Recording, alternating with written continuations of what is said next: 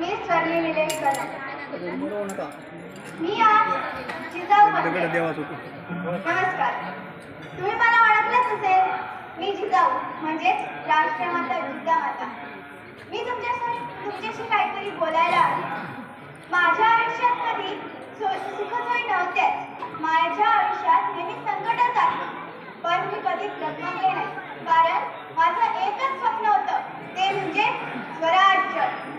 आणि माझ्या खुशीत झोपणारा माझा मुलगा मला त्या स्वराज्याचा महान एक राजा दिसत होता.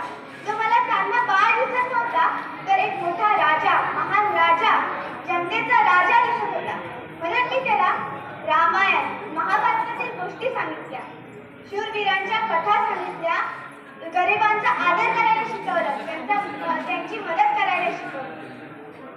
तरीही नंतर काही महिन्यांनी, काही वर्षांनी त्याने रायरेश्वराच्या मंदिरात जाऊन स्वराज्याची शपथ घेतली. तेव्हा मला असं वाटलं की आता माझं स्वप्न साकार होत आहे, असं मला जाणवलं.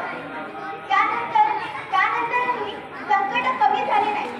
शत्रू खूप मोठे होते, तरीही माझा शंका डगमगला नाही, कारण मी त्याला नेहमी सांगितलं, संकटापेक्षा धैर्य मोठं असतं.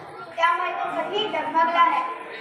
आजच्या मातांनो आणि मुलांनो, मी तुम्हाला एकच सांगू इच्छिते, कधीही डगमगायचं नाही, कधीही हार मानायची नाही, नेहमी जिद्द ठेवायची.